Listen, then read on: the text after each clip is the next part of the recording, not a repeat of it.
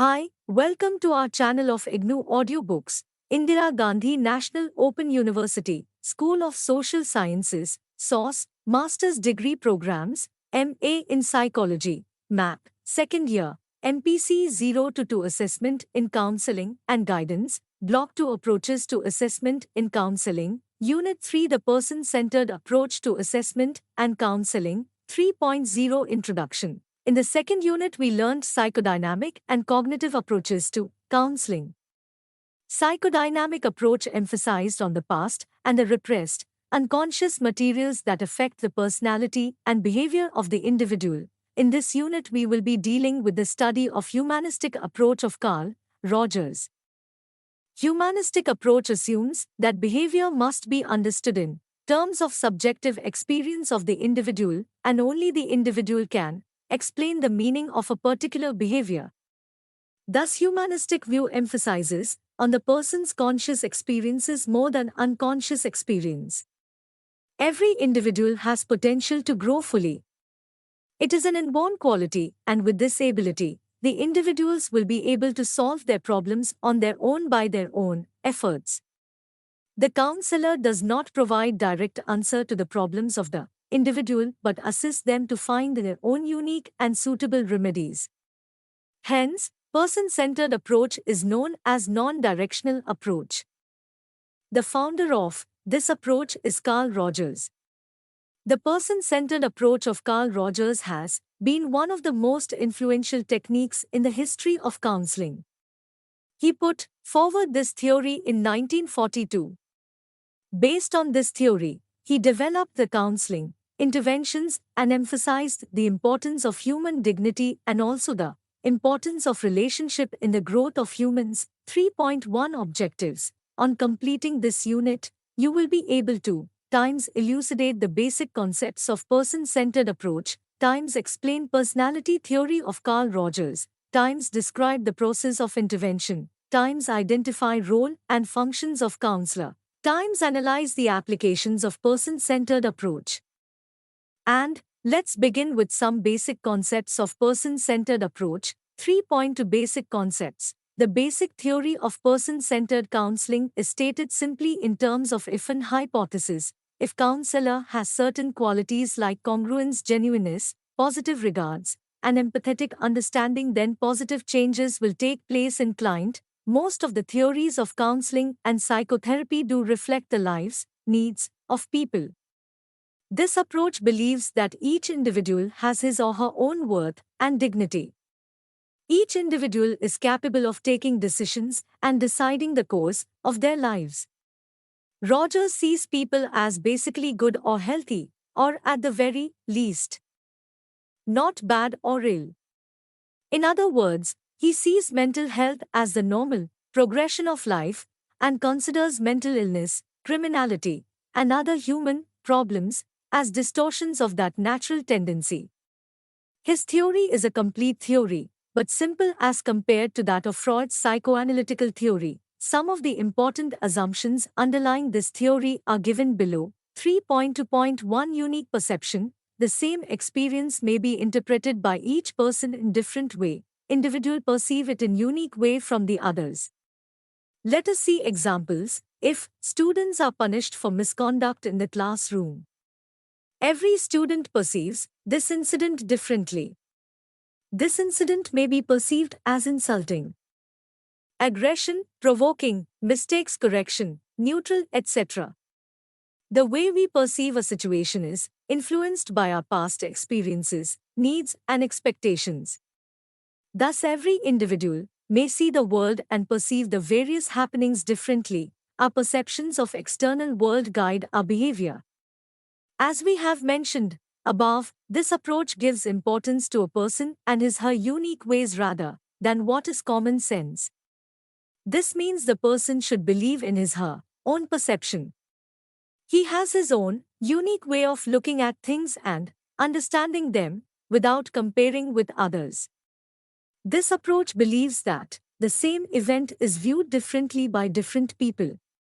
In other words, every individual has a unique way of perceiving things which may be totally different from that of the other persons. This way of looking at things from one's own unique inner way is called the phenomenological world. In the words of Rogers, phenomenological field is the only reality I can possibly know is the world, as I perceive and experience it at this moment. There are as many real worlds as there are people. Environmental factors and cultural background play a vital role in the variation that exists in the person's perception. The more is the congruence in the outer world view and the inner view, the more the client is comfortable with himself. 3.2 to rational and trustworthy nature. This assumption again places great belief in the person. This frees the person from being wrong. The basic human tendency is to be rational, and if we fail to do so, then we are in a state of imbalance, or what we can call as the disturbed state. So the disturbance is not because we commit a mistake, but it is because we are doing something against our natural tendency. No one is born with the motive to cheat others. We tend to trust others and ourselves too. We also are trustworthy as far as others are concerned. These qualities are considered as natural characteristics of human being. The theoretical underpinnings and the counseling interventions are based on these important characteristics of the individual. If this is not considered as real, then there will be no point in allowing the clients to take the lead in the therapy sessions. The appropriate actions of the humans are explained on the grounds that there is a discrepancy between the real self and the ideal self that the person has. People use defenses to save themselves from the realization that their real self is not the same or congruent to the ideal self. This causes anxiety in the individual and makes him feel that he is not living a life that he has imagined for himself. To keep down the anxiety and to attain a balanced state, the individual may use defense mechanisms which would reduce this anxiety.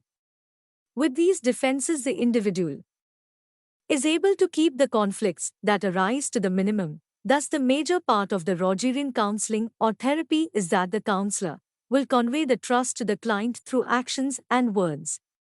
For example, if the client has been accused of some misdeed, which is considered as a crime by both the judiciary and the society, which may decide to punish the person, in Rogerian counseling sessions, the counselor provides even such a person an atmosphere in which the client feels that someone trusts him.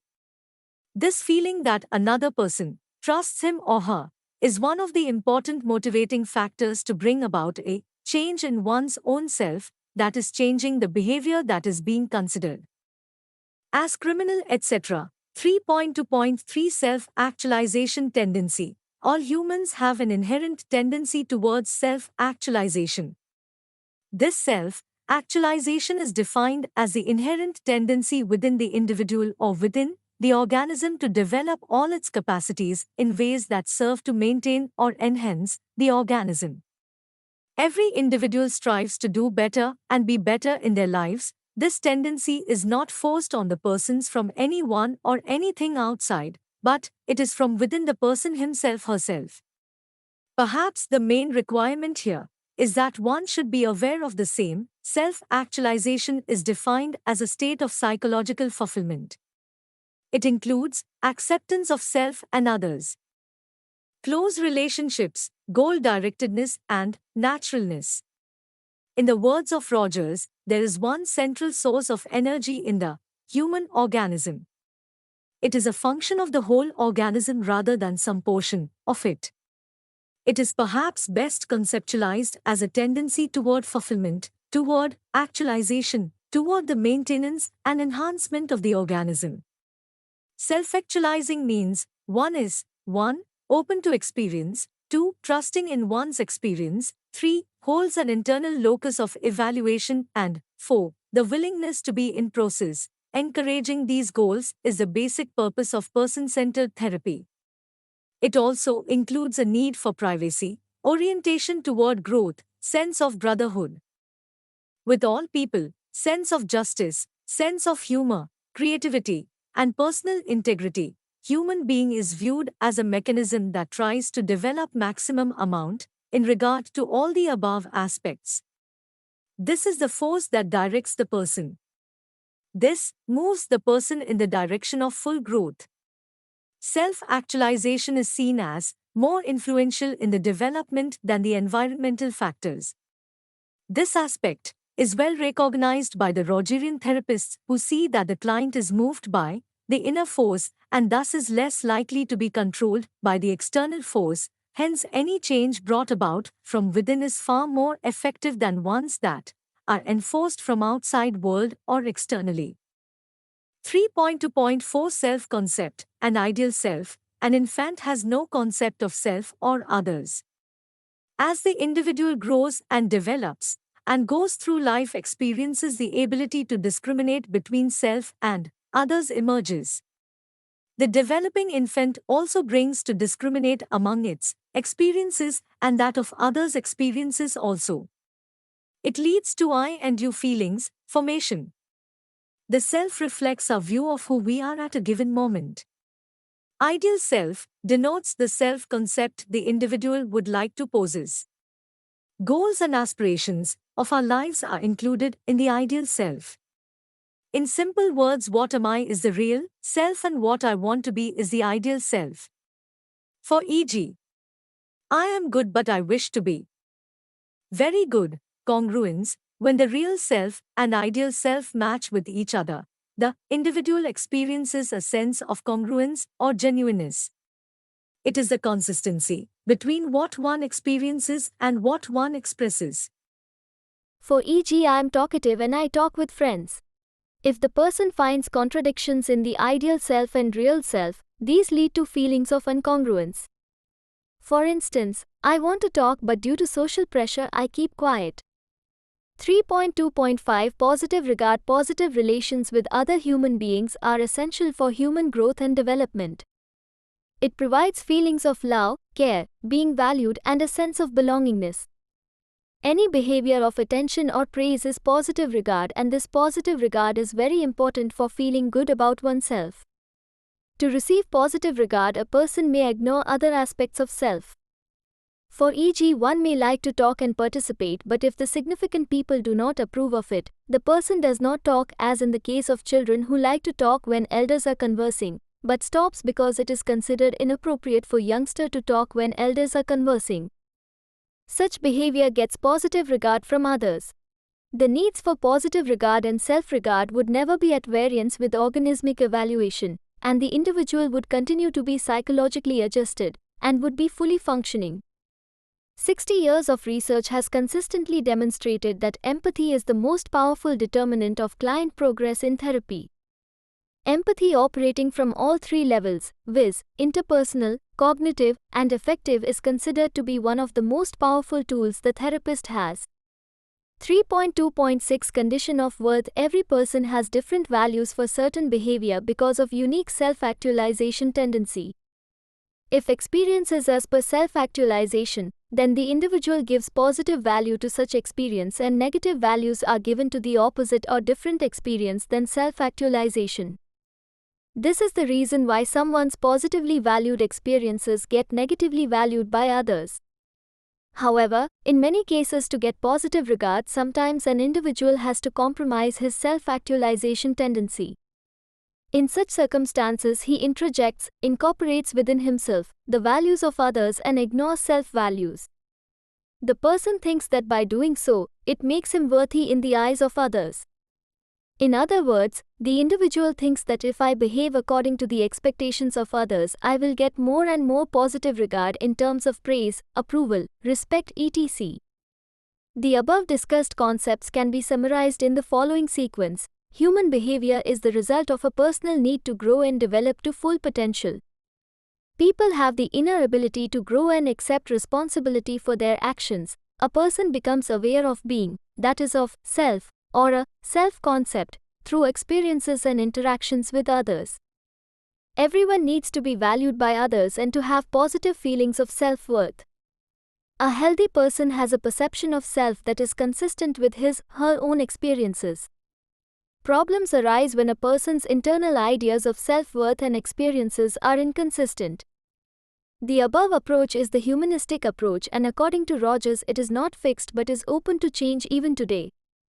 Rogers has never claimed that this is complete and fixed approach to therapy. He always thought that it would be better that others would view this therapy as tentative principles in terms of how the therapy progresses. This approach is called also as I, non-directive counseling, and E, client-centered counseling. In his revision of this approach in 1980, Carl Rogers gave it a name as person-centered counseling instead of client-centered therapy, as there was a criticism stating that why Rogers' therapy is to be called client-centered while all other therapies too are client-centered. 3.3 Rogers' theory of personality. The primary concern of Rogers was not to develop a theory of personality. It was the clinical work of Rogers, the research he conducted, and the personality change that occurred as a result of his therapy that resulted in the theory of personality called as the client-centered theory, or to be called later as the person-centered theory of personality. Some of the important components of Rogers' theory of personality are presented below. 3.3.1 The developing infant. The child at the time of birth has its own world of experience. What the infant experiences is its reality. It is the child's organismic experience for its growth. In this organismic world, the basic motivation is self-actualization tendency. It is the inborn tendency that forces the infant to do what is good for itself. If the child feels hungry, it tries to get food through crying. Along with self-actualization, the infant has inherent capacity to add positive and negative value to the experiences. The positive values are given when experiences appear to enhance organism. If security is experienced in the presence of mother, the child gives positive value to the presence of mother near itself. On the contrary, when experiences are perceived as negative, fearful, unpleasant etc., and are contrary to the self-actualization tendency, the child attaches negative value to such experiences. It is well known that infants cry when it is lifted and handled by an unknown. The infant does not to be with people who are unknown to it. This organismic valuing process helps to direct behavior to achieve the goal of self-actualization. 3.3.2 The self-concept. As the child grows up, it is able to discriminate between the experiences of its own and the experiences of other people. Self-concept develops through the child's experience and perception, which in turn is influenced by the need for positive regard, discussed in the basic concept in the previous section. Thus, along with the organismic need, positive regard is also important for the individual, as this need for positive regard also directs the human behavior. In other words, the person has to see whether the particular behavior being manifested is fulfilling the organismic need as well as receive positive regards from others. To get the required things, the child wants to cry, but mother does not like a crying baby. To get positive regard from mother, the child should not cry but be quiet. 3.3.3 Condition of worth. It is of course well known that a child needs love, care, nurturance, affection and acceptance from parents to fulfill its own needs of positive self-regard, but sometimes a behavior which is forced by organismic need is contrary to the need of positive regard. Parents do not accept such organismic behavior because their value process is different due to their different needs for self-actualization. In such contradictory situation, the child starts differentiating between its own experiences which are worthy for positive regard and not worthy for such regard. Sometimes he feels that its own organismic experiences are against its well-being. With this perception, the child avoids or denies its organismic experiences. In this way, the condition of worth becomes a part of its self-regard system. The child feels the positive self-regard when its experiences are in line with the experience for which it has received positive regard. On the other hand, if the child's experiences are those for which it has not received positive regard, the child experiences negative self-regard. To state this concept in simple terms, it may be stated that the self-regard of the person is dependent on the social acceptance from significant people. Though the individual starts giving importance to positive regard and condition of worth, yet the self-actualization tendency remains the basic motivation for the individual. The problem arises when organismic need and condition of worth are expecting different behaviors. The individual has to solve this conflict by choosing one behavior. To maintain the positive self-regard, the child may choose to behave according to condition of worth, that is, the behavior that gives positive self-regard. For instance, the child may perceive that the organismic needs are not allowing self to become a good person, so the child decides to act as per condition of worth. Thus, the needs for self-regard overpowers the organismic need. In this kind of situation, at times the individual may even deny the organismic experience, even though it may not get extinguished. 3.3.4 Fully functioning person. The next important component of Rogers' personality theory is the concept of fully functioning individual. This refers to the person's behavior being fully in line with the self-actualization tendency. Such a person has the following qualities: I. Open to experience. E. Accepting of one's own feelings. E. Living in the present rather than past or future. I. V.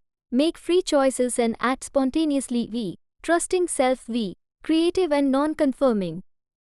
This approach is based on the theory called self-theory of personality. This assumes that the individual's view of self determines the individual's action. How the person perceives self in the context of the environment around does affect how the person deals with the difficulties. For example, if persons perceive their parents as negative, then they may get hostile towards their parents, especially when they have to deal with problems related to them. The self-worth of a person is dependent on the perception if he or she had received adequate love and support from the people who are significant in their life. That means if the parents encourage their children and love them, then children will grow up with the feeling of self-worth. On the other hand, if the perception is that they have not been given adequate love and nurturing, then children will grow up with a defensive attitude and may start fighting with people. This perception is the reality for that youngster who is growing up, and if this is causing some problem, personal reality can be changed through counseling. The above approach of Rogers shows great confidence in the clients. There are 4 basic beliefs regarding this which are given below. Times people are trustworthy. Times people move towards self-actualization automatically. Times people have positively inner resources to move. Times every person has his own phenomenal world. 3.4 Therapeutic process of counseling. Rogers believed that the success of therapy depends upon 2 important aspects. I. Therapist's personal characteristics. 2. Therapeutic relationship with the client. Unlike many other approaches, no great importance is given to the therapeutic techniques of Carl Rogers' person-centered therapy.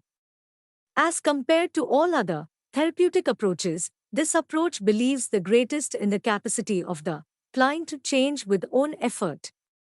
As we see, the self-change is not because of the mechanical things, but the client has the potential to grow, and hence considerable importance is given to the client's own efforts to change and solve the problems with which the client comes to the therapist for help. The goal of this person-centered approach differs from the other therapeutic approaches. The focus is on the person's growth and not on his problem. The very first goal of therapy is to assist the client in the process of growth. The counselor provides a climate which helps the person to become a fully functioning person. The sub-goal of this approach is to make the client aware of the kind of mask that he is wearing, that is, putting up a self which is not the real self. For instance, in the process of socialization, it may happen that the person acts according to the demands made upon him and neglect the inner experience if the demands made upon him are constant and too many. The person tends to forget own real self. During therapy, the counselor has to make aware of this social face that the client is carrying with him or her, as by using this mask too often, the clients lose touch with themselves. Another sub-goal is to make the client aware that there are other possible alternatives to the behaviors. These alternatives are put across to the individual, and the client is asked to choose from among the alternatives and discuss again the pros and cons involved in these alternatives. Finally, the client is able to select the alternative which appears the most adequate and appropriate. This entire process helps the client grow and become a self-actualized person. Rogers gives description of a person who has reached this dimension as mentioned in the basic concept of fully functioning person. The qualities that he has used to describe are: 1. They have openness to experience. 2. They have trust in themselves. 3. They have an internal source of evaluation. 4. They are willing to grow always. There are no fixed goals in Rogers therapy. It is left to the client to decide the rate at which one wants to grow and in which direction. In the developing phases of this therapy, one finds that there was a great emphasis on the therapist's active role, especially in the initial phases. However, in the later years, the counselor became less in control of the counseling. Now the emphasis is on the client's willingness to work. The client comes for therapy for different reasons, but with this approach, we interpret that if the client is trying to seek help, then he may be feeling helpless. The client may also feel that he or she is a powerless person.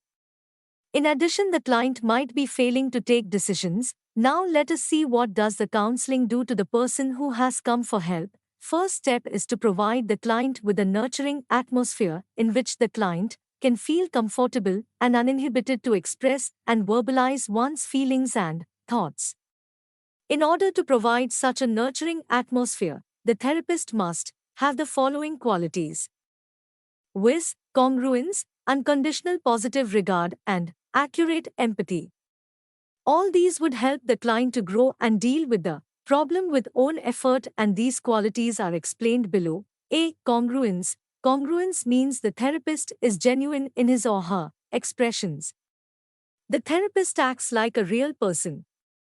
There should not be artificial behavior on the part of the therapist. B. Unconditional positive regard. This means that the client will be accepted the way he or she is. There are no terms or conditions for that. Whatever thoughts, emotions, or behavior client expresses cannot disqualify the client from getting positive regard from the therapist. For e.g., client's thinking may be negative or the client may not be able to express self properly, yet the counselor will accept the client as he or she is. C. Accurate empathy. Empathy is understanding the other person by putting oneself into the other person's shoes or looking at the whole thing from the client's point of view. The counselor puts himself in the place of the client and tries to understand the client's inner world. Suppose the client is a college student and not able to concentrate on studies, then to know him, the counselor will visualize himself as a student of the client's age with a similar background and then try to understand the student's experience.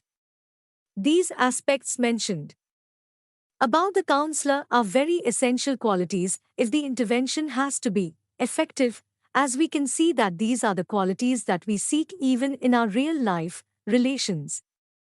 This is the beauty of this approach, that rather than teaching the technique of counseling, this technique expects the counselor to develop certain qualities, and these qualities have to be part of the counselor's skill. It is believed that the client is able to explore a wider range of belief and feeling if they are provided with a nurturing atmosphere. With the counseling intervention, the clients start accepting themselves and the reality as it is. They also become less confused. They develop a belief in themselves and others. If, for any reason, they do not feel comfortable in the atmosphere, they start understanding where their expectations are going wrong. They understand others better, and as a result, they themselves feel that they are being understood by others. The clients thus become free from distorted beliefs, which enable them to have more choices. As mentioned earlier, the basic human tendency is to grow and become self-actualized. Counselors become the role model for their clients as a fully functioning person. It is very rare that tests will be used with this approach. The client takes the lead to discuss the problems, and the opinion of the client is valued by the counselor. Confrontations and interpretations are avoided as much as possible with this approach. There is more emphasis on the self-exploration. This is a process of knowing oneself better and accepting the way one is. This approach believes that when the persons become free from the conflicts that they face, they will decide to actualize. This is the beginning of the change that takes place through the process of counseling. In brief, the counseling process has following steps. Client and counselor meet 2. The client is in a state of incongruence resulted in some problem. 3. The counselor expresses positive regard for the client. 4. The counselor understands client's problem with empathy. The counselor shares experience of step 3 and 4. 6. Client's perception of these qualities change the client positively. 3.5 Relationship between client and counselor. In this approach, quality of relationship between the client and the counselor is very important. Because of providing the kind of atmosphere that makes the client become aware about own self, this relationship equips the client to deal with the problem which has been rather difficult to cope with for the client. The main hypothesis here is that a genuine positive relationship can change the person for better. Also, it is believed that the problem arises because of condition placed for considering a person worthy, that is, adapting the expected behavior rather than one's own inner experience. For this purpose, in this approach, two persons are in psychological contact, the one who seeks help, called the client, and the other the counselor, who is expected to be congruent and integrated in this professional relationship. The client gets from the counselor the unconditional positive regard that may be lacking in life. The next task of the counselor is to be able to empathize with the client. Rogers believed that if empathy and unconditional positive regard, etc., are present in the therapeutic relationship, then constructive changes do take place in the client. The conditions are the same for any kind of clients and it does not change from person to person. The counselor does not have accurate knowledge about the diagnosis. Labeling the client is never given any importance. It is more of an equal relationship. The counselor does not try to keep his knowledge as a secret. Rather, he is open about it and he does discuss it with the client. Since the counselor accepts the client the way the client is, the client also gradually learns to accept own self and deal with in a better way. Clients in this relationship do realize the worth and the value they have. This makes them more real in dealing with their problems. The therapy is viewed as a shared journey. The humanness of the counselor helps the client to grow. And each therapy session is a learning experience for the therapist as well. This makes him more experienced in guiding the client for the journey. One realistic acceptance in this approach is that it is considered that both the client and counselor are fallible. They may make mistakes. This is the limitation of the human nature. This is the reason that this approach did create a controversy. Now let us see the integral aspects of the counselor in detail, which is already briefly seen. 3.5.1 Congruence and genuineness. This implies that the therapists are real and they are genuine in the therapeutic process. What the therapists experience and what they expresses does not have a difference. He does not give any artificial expressions or reactions.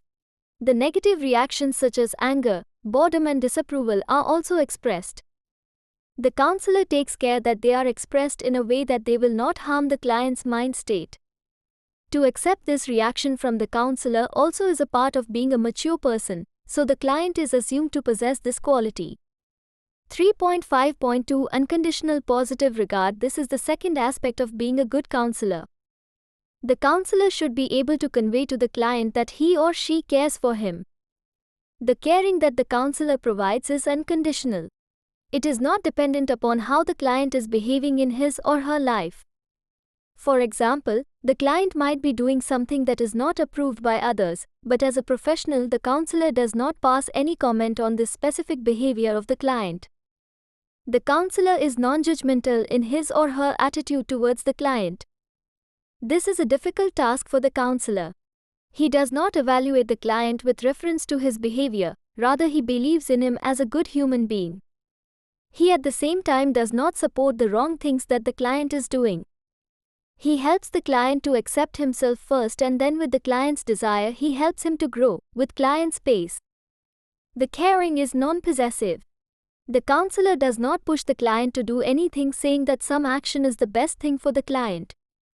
Instead, the counselor is warm and accepts the client as he or she is, without any conditions and expectations.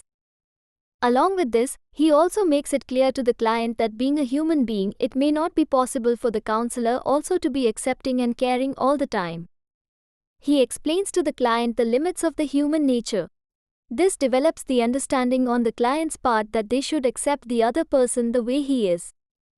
Empathy. This technique requires that the counselor is sensitive to what the client is saying and feeling and experiencing. The counselor puts himself in the place of the client and tries to get the accurate feel of the client's reaction in the most possible accurate way. The counselor tries to get close to the subjective world of the client. By communicating his understanding of the client's feelings, he encourages the client to get closer to his emotions. This helps the client to deal with the emotions and feelings more effectively. Empathy is not mere intellectual understanding of the client's emotional expression, but it is also understanding of the deeper meaning and the process that is involved in it. For this purpose, the therapist tunes himself to what the client is saying and what he means by saying that. 3.5.3 Role of the counselor. It is very clear that the role of the counselor is being a genuine individual and not in the techniques that are used. The attitude that the therapist has is more important than his knowledge and theories. The therapist becomes instrumental for the change that takes place in the client. The therapist becomes the facilitator for that. The role of the counselor is presented below. The therapist's attitude towards the client is one of respect as an equal.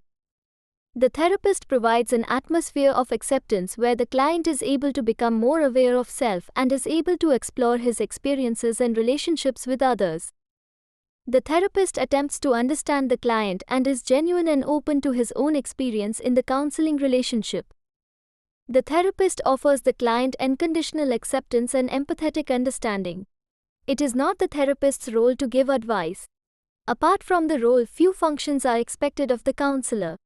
As we know, a lot of importance is given to the client's abilities to work on it. Rather, there are clear-cut guidelines about what the therapist is not supposed to be doing. He is not expected to manage, control, and regulate the client.